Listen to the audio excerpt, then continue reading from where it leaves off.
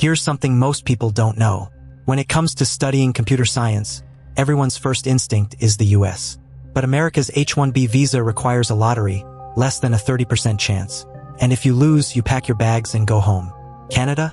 You get a 3-year work permit the day you graduate, permanent residency after 1 year of work.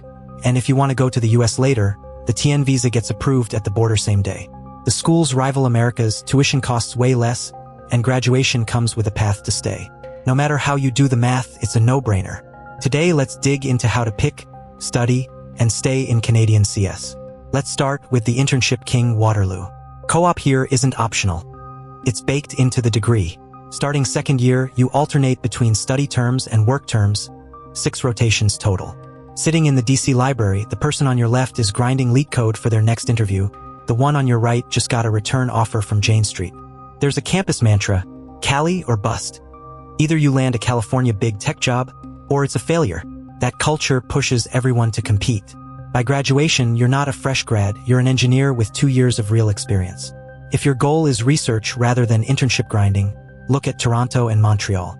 U of T has the deep learning foundation laid by Geoffrey Hinton, with its Vector Institute deeply tied to Google DeepMind. In Montreal, Turing Award winner Yoshua Bengio-Zmila is the world's largest academic AI lab with over 1,000 researchers. Add Alberta's AMI and reinforcement learning pioneer Rich Sutton, and Canada's 3 AI pillars form a globally elite research network.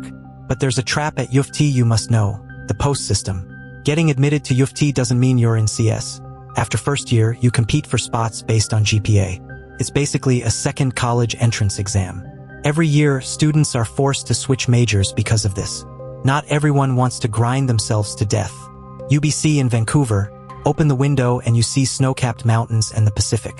Microsoft, Amazon, and EA Games all have major offices here, and UBC is especially strong in HCI and graphics. University of Alberta in Edmonton has half of Toronto's living costs, and DeepMind has a lab right on campus. Then there's SFU, co-op quality on par with the best, admission bar a notch below UBC. Ottawa has Shopify's HQ and massive government IT, and Carleton's cybersecurity is among the nation's best. Picking a school isn't about picking the hardest to get into. It's about matching your lifestyle and direction. Done with schools, let's talk courses. First year discrete math will make you question your life choices. No exaggeration.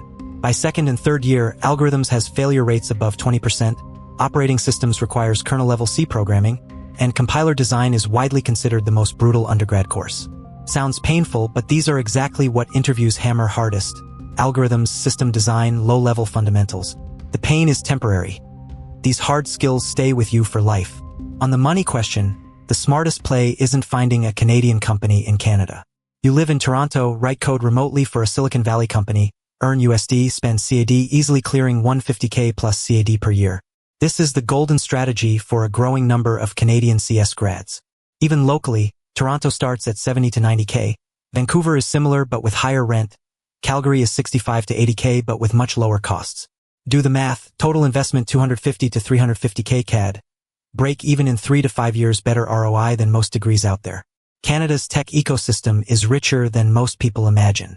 Toronto is like a smaller Silicon Valley. The big 5 banks each have IT teams of over 1,000, and Cohere builds large language models here. Shopify is headquartered in Ottawa, fully remote. Montreal is the gaming capital, Ubisoft, EA, Warner Brothers games clustered together.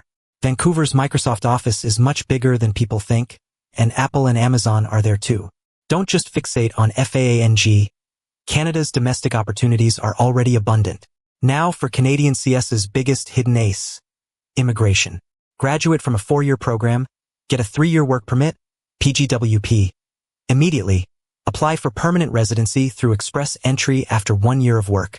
Most CS grads get PR in 2 to 3 years, the fastest among all major study abroad destinations globally. Provinces have their own nominations too. Ontario Tech draws, BC priority processing for 30-plus tech roles, provincial nomination adds 600 CRS points, basically a guaranteed invitation. After PR, there's another hidden card, the TN visa.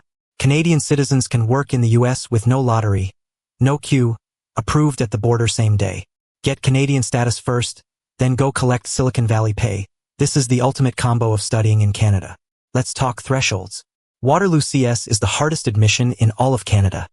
You need a 95 plus average, plus the AIF, admission information form, Describing your projects and competitions. Many students with the grades get rejected for a lazy AIF. U of T needs 90 plus, UBC roughly 85 to 90, McGill and Alberta around 82 to 88, SFU and Ottawa around 80. IELTS 6.5. 4-year total investment 250 to 350k CAD. 300k sounds like a lot, but you've already seen the returns. The biggest mistake I've seen people make. Waiting until they arrive in Canada to start interview prep. Start leak code before you go.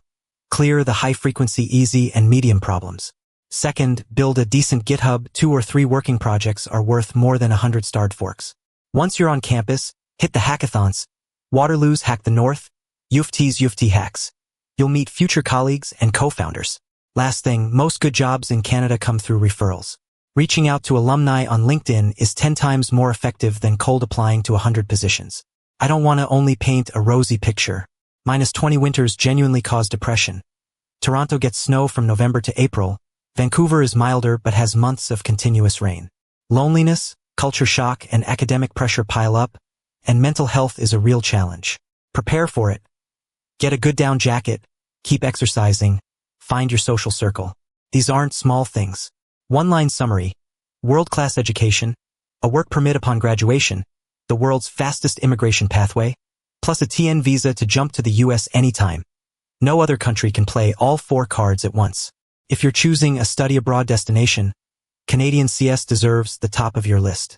Which school are you leaning toward? What's got you stuck? Let's talk in the comments.